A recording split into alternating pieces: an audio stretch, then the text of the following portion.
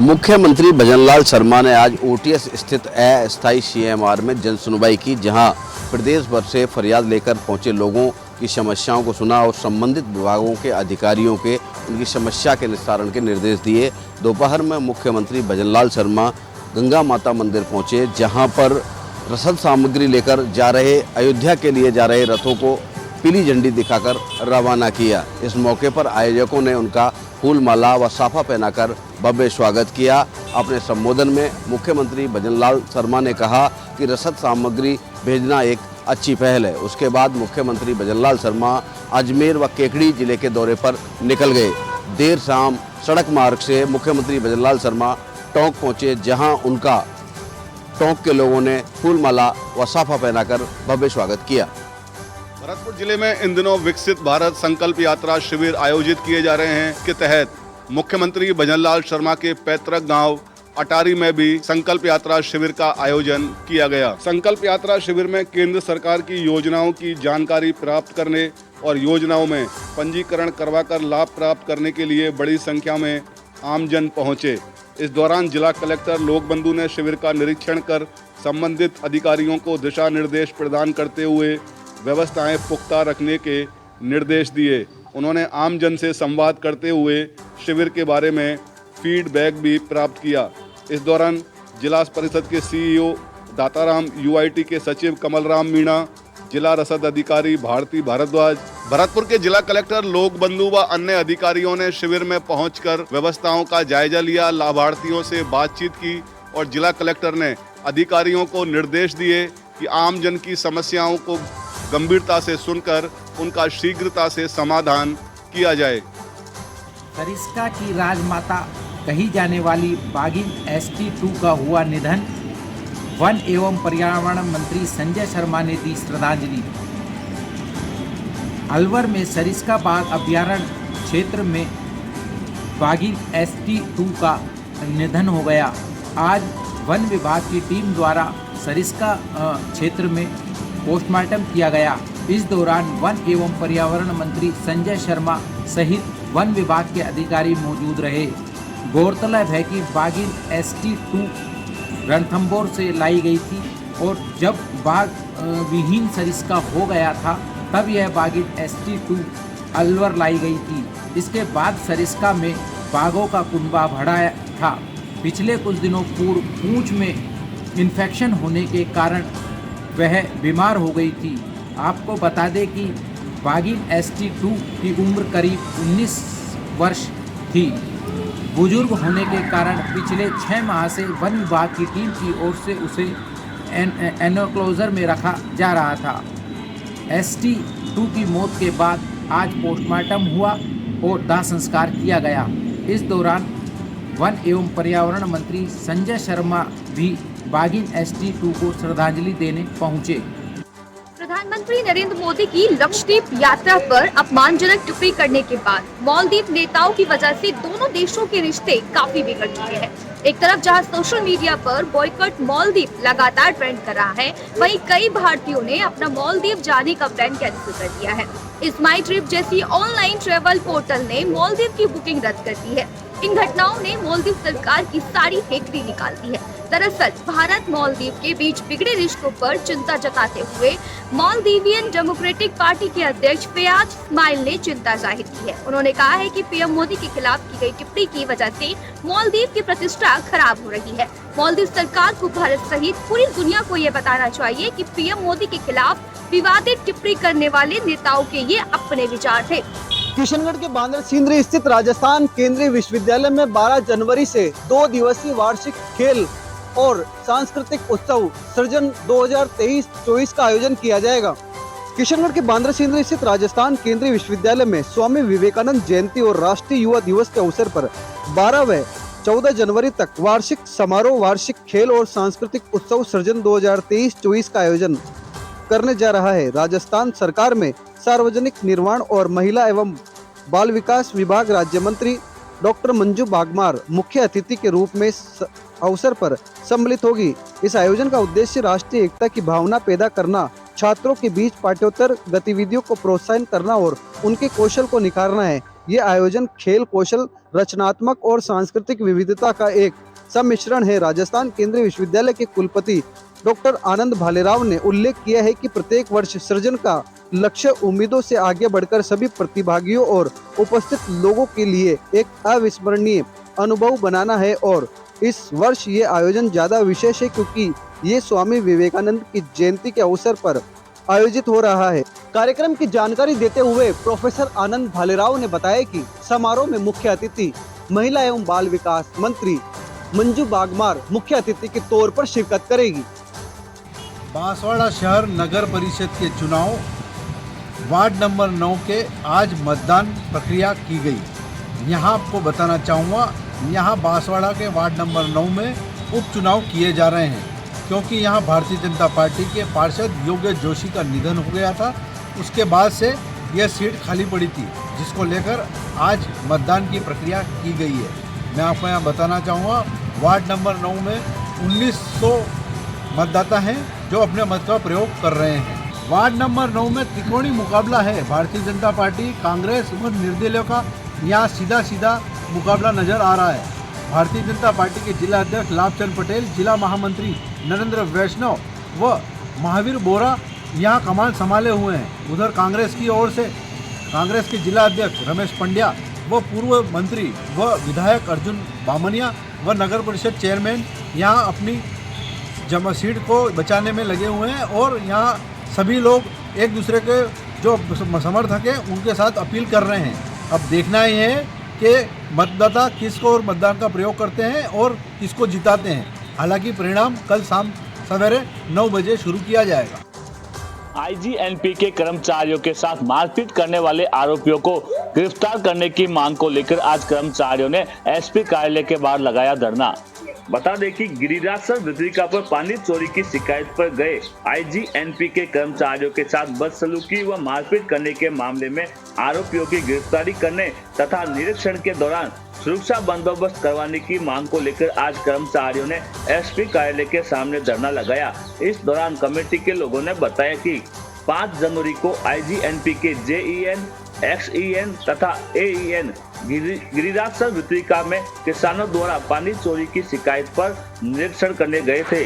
इस दौरान अधिकारियों के साथ कुछ लोगों ने बदसलूकी तथा मारपीट की, जिसकी एफआईआर कौलाई थाने में दर्ज करवाई गई, लेकिन आज दिनांक तक एक भी आरोपी को गिरफ्तार नहीं किया गया है, जिसके चलते कर्मचारियों में रोष है।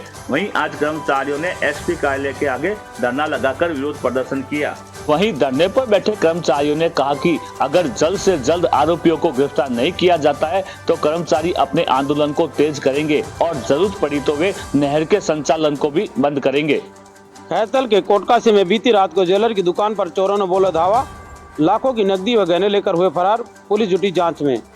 मामला खैरतल थाना क्षेत्र के कोटकासी थाने के तिगाव गांव का है, जहां पर बीती रात को ज्वेलर्स की दुकान पर चोरों ने धावा बोलकर सोने चांदी व अन्य सामान लेकर फरार हो गए। साथ ही मामले की सूचना लगते ही दुकानदार के होश उठ गए। उन्होंने आनन फानन ही पूरी जानकारी पुलिस को दी। कासिम पुलिस हर एंगल से मामले की जांच कर रही है, साथ ही आसपास लगे सीसीटीवी कैमरे भी चेक कर रही है ताकि वारदात का खुलासा हो सके और जल्द से जल्द आरोपी पकड़े जा सकें। वहीं हादसे के बाद ज्वेलर के घर पर मातम छाया हुआ है, साथ लोग सांत्वना देने के लिए पहुंच रहे हैं। वहीं ज्वेलर ने बताया कि रात को ठंड के कारण वो अपने घर चला गया, तो जब सुबह ग्रामीणों ने उसको बताया कि ज्वेलर की दुकान लूट चुकी है, उसके बाद वो मौके पर पहुंचा और पूरे मामले की जानकारी पुलिस को दी है। अब देखना है कि पुलिस कब तक आरोपी को पकड़ पाती है, ये तो आने वाला वक्त ही बताएगा।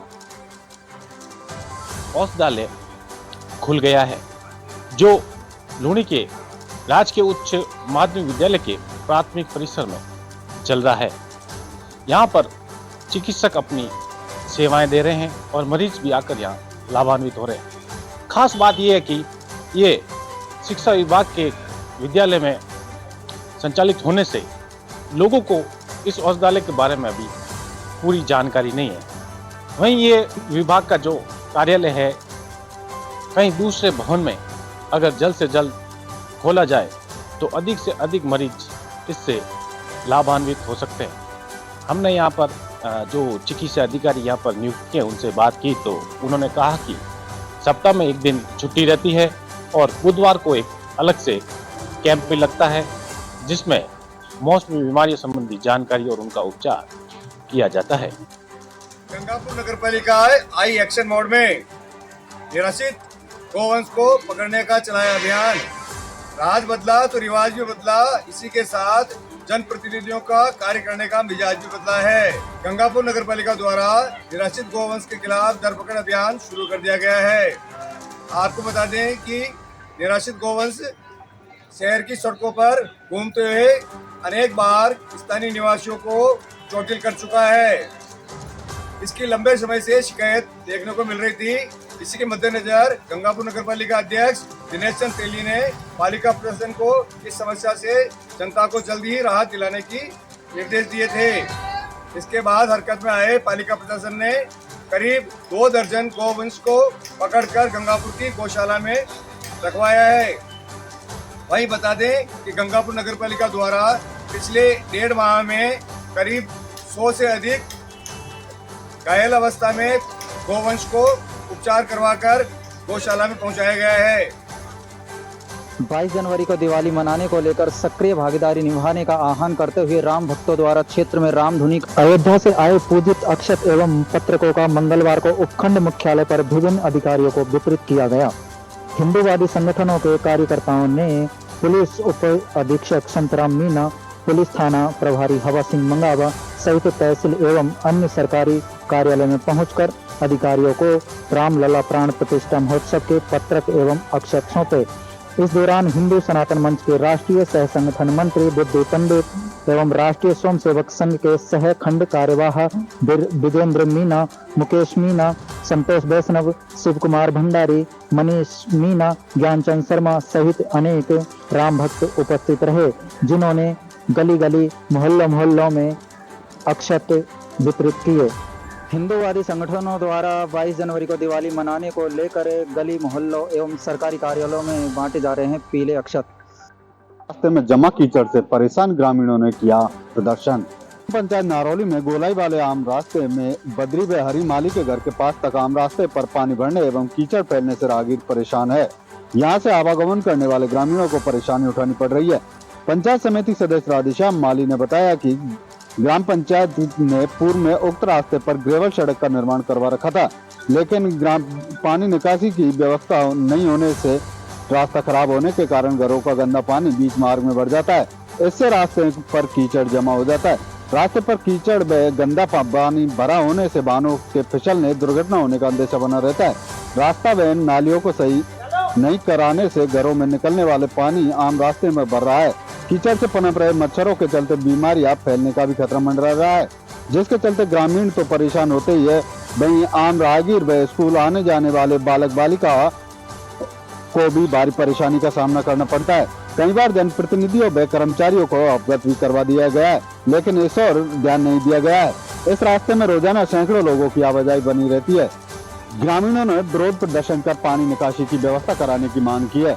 अगर पानी निकासी की मांग नहीं पूरी की जाती है तो आंदोलन की चेतावनी भी दी है। मिशन बहाली को लेकर गंगापुर सिटी में western central railway employees union के तत्वाधान में चल रही क्रमिक हड़ताल आज तीसरे दिन भी जारी रही।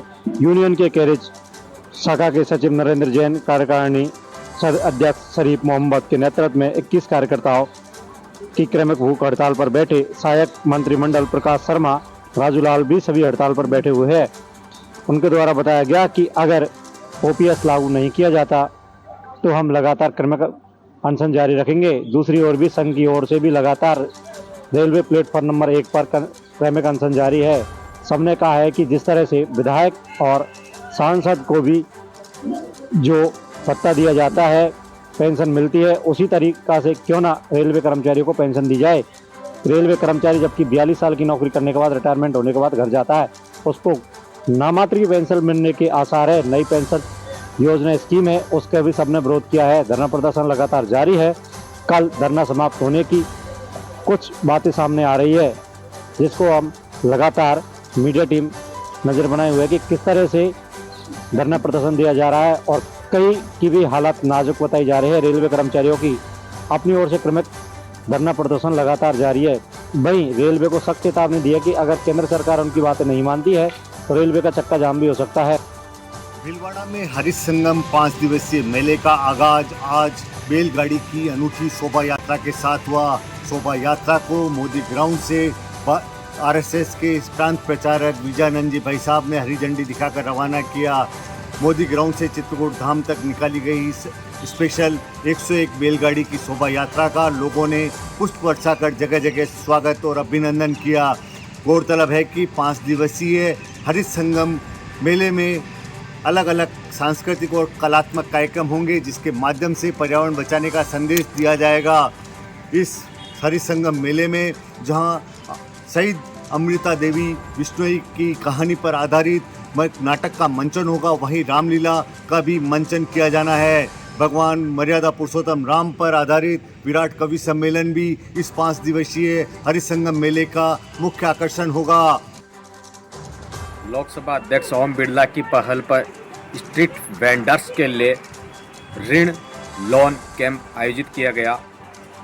बूंदी नगर परिषद परिसर में 3 दिवसीय स्ट्रीट वेंडर्स के लिए कैंप का आयोजन किया जा रहा है। साथ ही आवासन एवं शहरी कार्य मंत्रालय भारत सरकार द्वारा प्रधानमंत्री स्ट्रीट वेंडर्स आत्मनिर्भर स्वनिधि योजना के तहत स्ट्रीट वेंडर्स के व्यवसाय को आगे बढ़ाने के लोकसभा अध्यक्ष बिरला की पहल पर 3 दिवसीय कैंप का आयोजन किया गया। ALULM प्रभारी डॉक्टर मोनिका सोनी ने बताया कि योजना के अंतर्गत 3 किस्तों में 10,000, 20,000, 50,000 रुपये के ऋण राशि 7% वार्षिक सब्सिडी के अनुसार देय होगी, जिसमें बूंदी निकाय के 1,002 स्ट्रीट वेंडर्स को लोन दिलवाया जा चुका है। कैंप के दूसरे दिन अधिक संख्या में स्ट्रीट वेंडर्स जो योजना से अभी तक वंचित रह गए थे, उन्होंने पंजीकरण करवाया। योजना से वंचित रह गए थे, उन्होंने पंजीकरण करवाया और कैंप में ही उनका वेरिफिकेशन किया गया। डीग जिले में नगर विधानसभा क्षेत्र के जालूकी थाना क्षेत्र में पुलिस ने जिला स्पेशल टीम प्रभारी सुल्तान सिंह के नेतृत्व में बड़ी कार्रवाई करते हुए गौ तस्करों के कब्जे से 15 गौवंश को मुक्त करा लिया। हालांकि गौ तस्कर अंधेरे का फायदा उठाकर भाग जाने में सफल रहे। डीएसटी टीम के प्रभारी सुल्तान सिंह ने बताया कि गौ तस्करों के आने की सूचना पर जालूकी थाना क्षेत्र के गाँव श्यामला चौराहे पर नाकाबंदी की गई थी। नाकाबंदी के दौरान गौ तस्कर पुलिस को देखकर पिकअप गाड़ी में लदे गौवंश को लेकर भागने लगे। पुलिस भी पीछा करने लगी। गौ तस्कर भागते रहे। पुलिस लगातार गौ तस्करों का पीछा करती रही। इसी दौरान गौ तस्करों की गाड़ी के टायर भी फट गए, लेकिन फिर भी गौ तस्कर रिम के सहारे अपनी गाड़ी को लेकर लगातार भागते रहे। 3-4 किलोमीटर पीछा करने के बाद अलवर भरतपुर सीमा पर गौ तस्करों की गाड़ी अनियंत्रित होकर चबूतरे से टकरा गई। इसी दौरान गौ तस्कर अंधेरे का फायदा उठाकर गौवंश लदी गाड़ी को वहीं छोड़कर फरार हो गए। डीएसटी टीम ने मौके पर पहुंचकर पिकअप गाड़ी में लदे 15 गौवंश को मुक्त कराकर गौशाला भिजवा दिया है। गौ तस्करों में गौ हत्या पर प्रभावी अंकुश लगाने के लिए सरकार के सख्त रवैया अपनाए जाने के बाद नगर डीएसटी टीम ने एक सप्ताह में लगातार 3 कार्रवाई कर 42 गौवंश को मुक्त कराकर 6 गौ तस्करों को सलाखों के पीछे पहुंचा दिया है। पुलिस की गौ तस्करों के खिलाफ लगातार कार्रवाई जारी। कलाकारों का दर्द जो है कोई समझने को तैयार नहीं है। जी हाँ, चित्तौड़ जिले के बेरुपया कलाकार इन दिनों बड़े गर्दिश के और दुख के साए में जी रहे हैं। कलाकारिता को लेकर परदादाओं से जो विरासत में उन्हें यह बेरुपया कलाकार एक सौगात परिवार मिला है। ये वो कलाकार हैं जो आम जनता और बच्चों का दिल बहलाकर अपने परिवार का भरण पोषण करते हैं और अपना जीवन यापन करते हैं। लेकिन इन दिनों बेरुपया कलाकार को कोई पूछने वाला नहीं है, कोई सुध लेने वाला नहीं है। समाचार प्लस से बातचीत में बेरुपया कलाकारों ने बताया अपना दर्द। कहा कि सरकार अगर हमें अनुदान दे, सरकार हमें सहायता के रूप में सांस्कृतिक की धरोहर में बेरुपया को अगर लेती है तो हमें हमारा परिवार पालने में कोई कठिनाई नहीं होगी। लेकिन कोई भी सरकार बेरुपया कलाकारों का दर्द समझने को तैयार नहीं है। बहरहाल नई सरकार से कलाकारों ने आवाज़ उठाकर निवेदन किया है कि हमें सांस्कृतिक धरोहर के रूप में हमारी कला को देखा जाए और हमारा परिवार जीवन यापन करने के लिए सहायता राशि और हमारे परिवार के लिए सरकारी योजनाओं का लाभ दिलाया जाए। अब खबर टोंक के निवाई से। निवाई में स्थित वनस्थली विद्यापीठ की छात्राएं कल से गुजरात के अहमदाबाद में होने वाली 67वीं SGIF महिला क्रिकेट प्रतियोगिता में अपना जलवा बिखेरने को तैयार है। यह प्रतियोगिता गुजरात के अहमदाबाद में 11 जनवरी से लेकर के 14 जनवरी के बीच आयोजित की जाएगी। इस प्रतियोगिता में वनस्थली विद्यापीठ की छात्रा संजना सोनी, काम्या गौर और सुहानी कुमारी का पिछले कुछ दिनों पहले चयन किया गया था। वनस्थली विद्यापीठ महिला शिक्षा के क्षेत्र में विश्व की विश्वविद्यालयों में 8वां स्थान रखता है। यहाँ की जो छात्रा संजना सोनी है, ये राजस्थान के चूरू के सरदारपुरा की रहने वाली है। यहाँ संजना सोनी पिछले दिनों श्रीलंका में भी खेल चुकी है।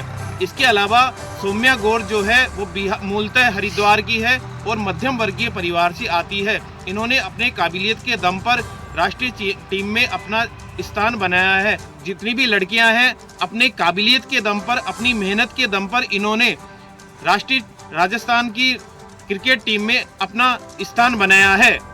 पचपदरा कस्बे में महासती भगवती बाई के 15वें बरसी महोत्सव पर भव्य बरसी महोत्सव कार्यक्रम का हुआ आयोजन।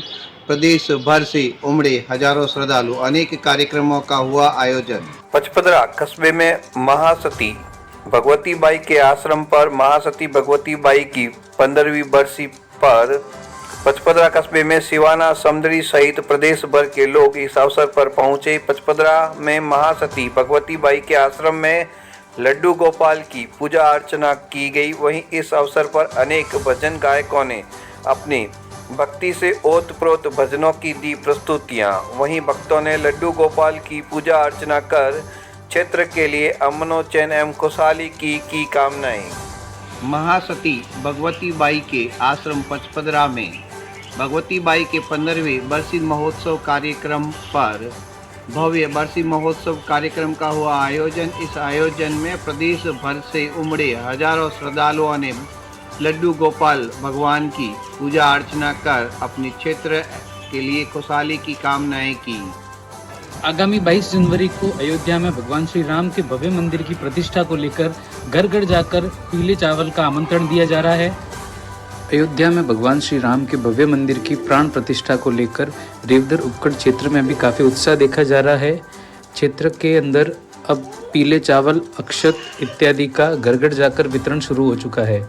विश्व हिंदू परिषद के जिला सह मंत्री नरेंद्र बंजारा ने बताया कि बुधवार को रेवदर उपखंड के मारुति बंगलोज में जाकर घर घर पीले चावल का वितरण किया गया।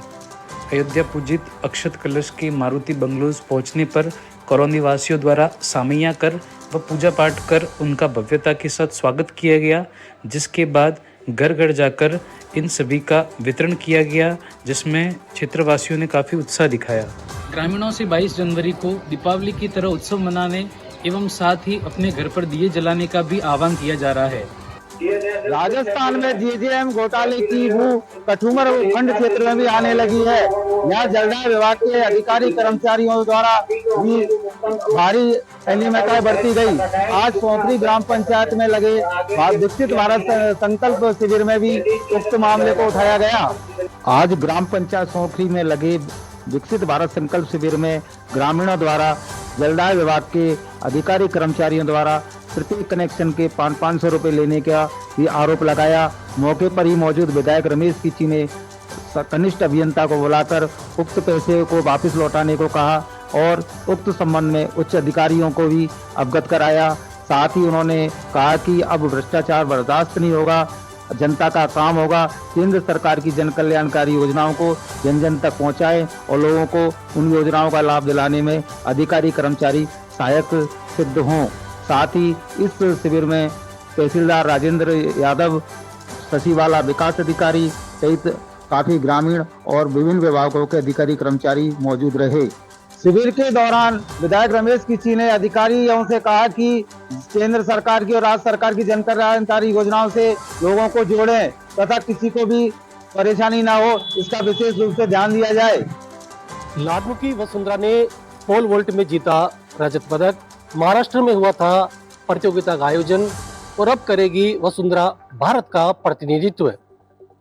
लाडनू विधानसभा के हिरावती गांव की 17 वर्षीय वसुंधरा खिलेरी ने लाडनू ही नहीं पूरे राजस्थान का नाम देश भर में रोशन किया है। महाराष्ट्र में आयोजित नेशनल एथलेटिक्स टूर्नामेंट में उसने पोल वोल्ट में रजत पदक जीता है। जानकारी लिए बता दें कि 26 से 30 दिसंबर तक महाराष्ट्र के चंद्रपुर में यह प्रतियोगिता का आयोजन हुआ था। इस बारे में इनके कोच रामनिवास साहू ने बताया कि कक्षा 4 में एक दुर्घटना के दौरान उसकी एक आंख की रोशनी भी चली गई थी, लेकिन फिर भी उसने हिम्मत नहीं हारी। लगातार हर एक बाधा को दूर करते हुए वह आज इस मुकाम पर पहुंची है। अब यह लाडली बेटिया वर्ल्ड स्कूल गेम में भारत का प्रतिनिधित्व करेगी।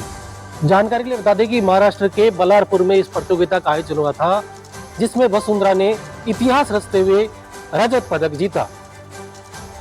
बालोद शहर में रेल और इसका निर्माण कार्य 2.5 महीने पहले पूरा हो गया था। राजनीतिक इच्छा शक्ति के अभाव में अब इस रेल ओवरब्रिज का लोकार्पण कार्य अटका हुआ है।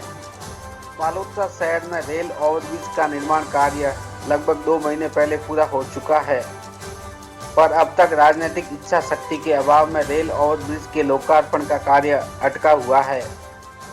रेल ओवरब्रिज से यातायात शुरू नहीं होने से यातायात डाइवर्ट किया हुआ है।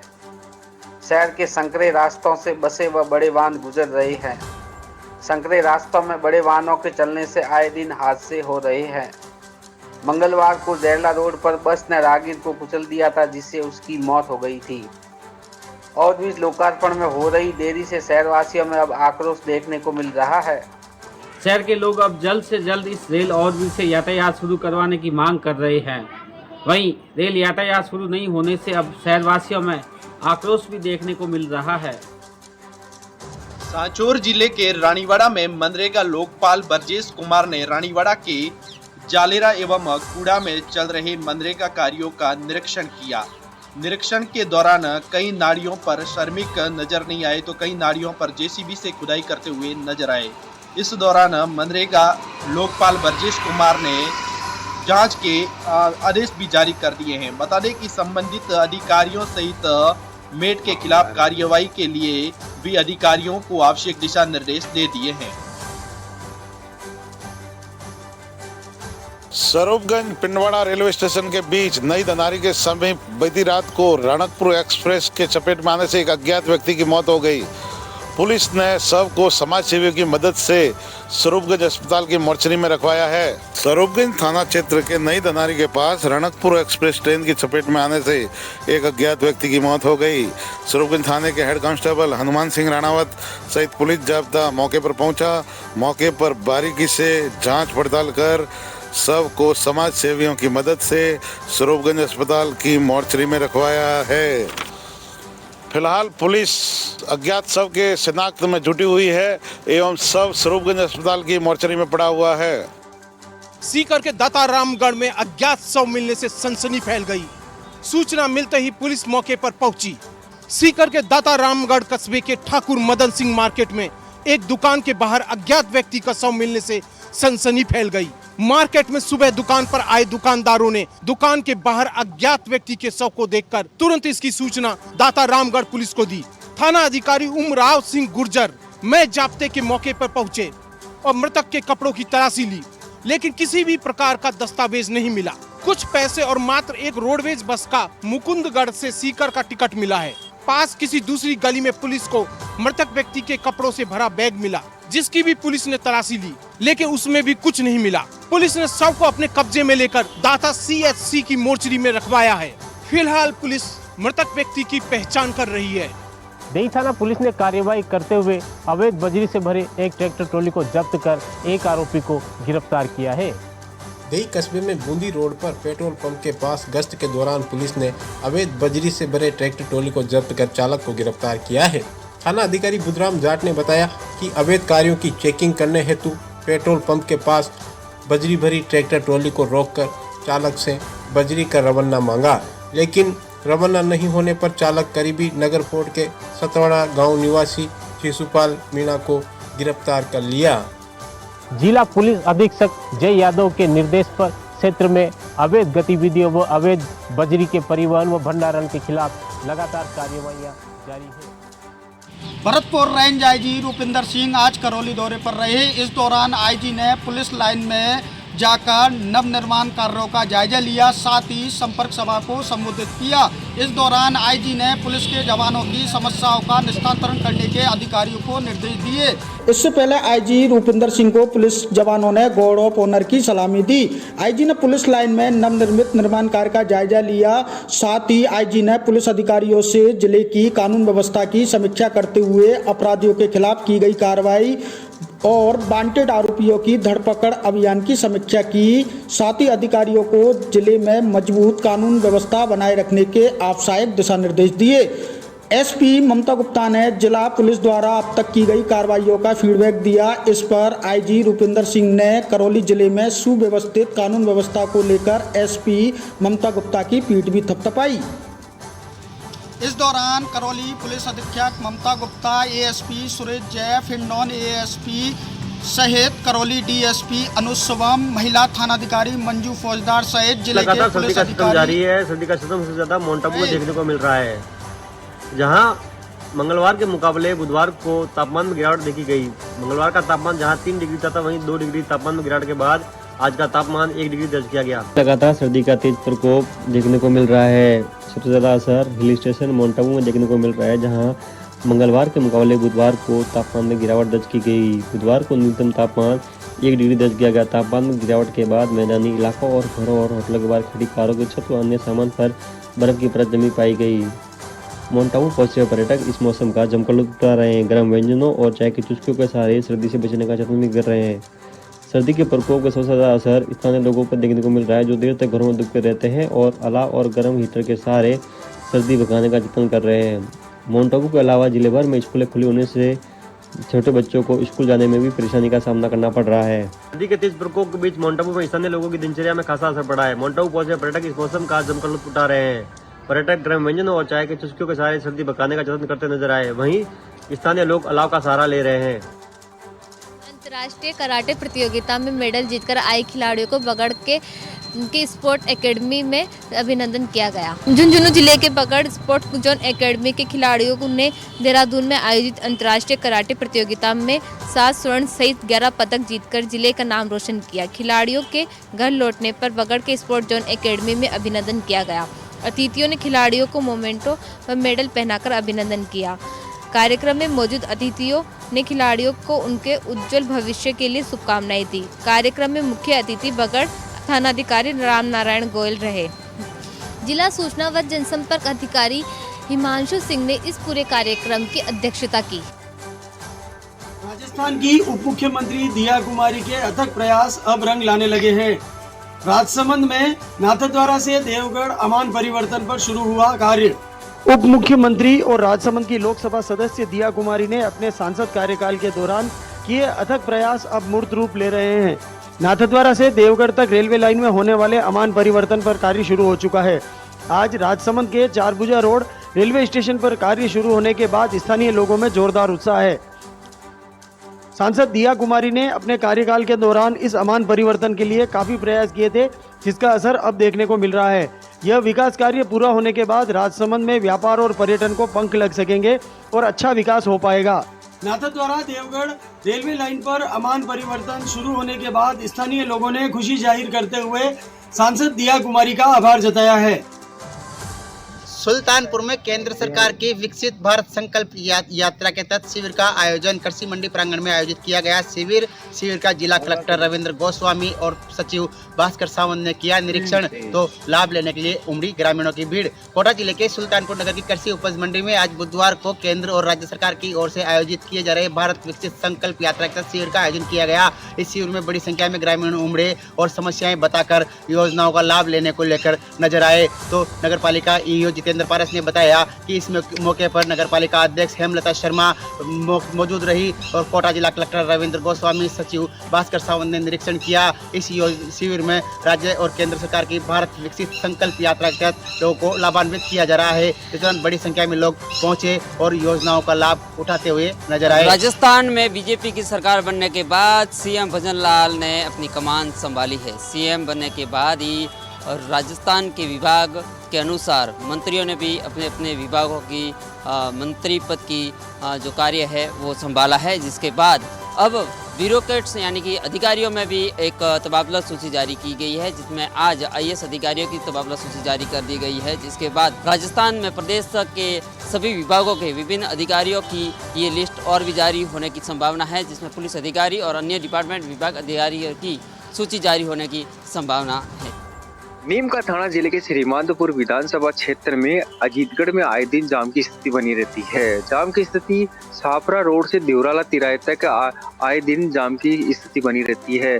जाम की स्थिति का मुख्य कारण है दिल्ली हरियाणा से जो खाटू श्याम के श्रद्धालु हैं वो आए दर्शन के लिए खाटू श्याम जाते हैं, जिसके लिए जाम की स्थिति बनी रहती है। नीम का थाना जिले के श्रीमाधोपुर विधानसभा क्षेत्र के अजीतगढ़ पंचायत समिति में आए दिन जाम की स्थिति बनी रहती है। जाम की स्थिति सापुरा रोड से लेकर देवराला तिलाए तक जाम बना रहता है। जाम का मुख्य कारण है हाथ ठेले और सब्जी वाले अतिक्रमण के कारण जाम बना रहता है। जाम जहां 1 किलोमीटर की दूरी लगभग 1 घंटे में तय करनी पड़ रही है। आखिरकार अजीतगढ़ जनता को इस जाम की स्थिति से कब निजात मिलेगी, यही अब देखना बाकी रह गया है। जाम की स्थिति देवलारा सापरा रोड से लेकर देवराला तिराहे तक जाम की स्थिति बनी रहती है।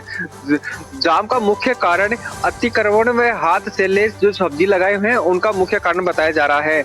अजीतगढ़ जनता को इस जाम की स्थिति से कब निजात मिलेगी, यही देखना बाकी रह गया। अयोध्या के राम मंदिर में 22 जनवरी को रामलला की मूर्ति की प्राण प्रतिष्ठा का कार्यक्रम का आयोजन किया जाएगा।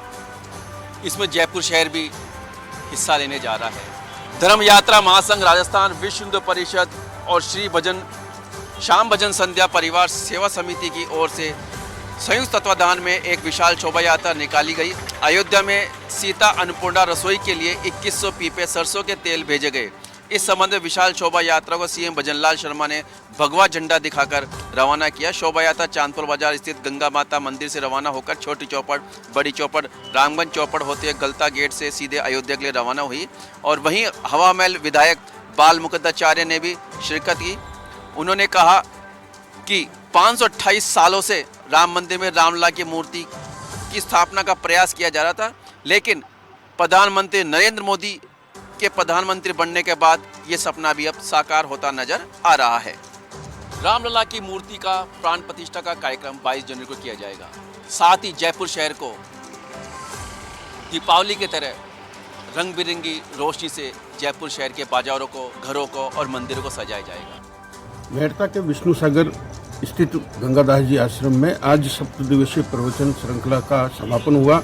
गौरतलब है कि कुचेरा के सुखदेव जी महाराज द्वारा 1 सप्ताह तक यहाँ पर मीरा चरित्र पर अपने प्रवचन दिए, जिसके चलते यहाँ श्रद्धालुओं की भारी भीड़ उमड़ी। 4 जनवरी को शुरू हुए इस आयोजन में खास बात यह रही कि क्षेत्र के तमाम मठों के संतों महंतों ने यहाँ उपस्थिति देकर कार्यक्रम को गरिमा प्रदान की। इसी के साथ प्रत्येक दिन शाम को 6 से 7 बजे आरती रखी गई, जबकि रात को 8 से 10 बजे तक भजन संध्या का आयोजन किया गया।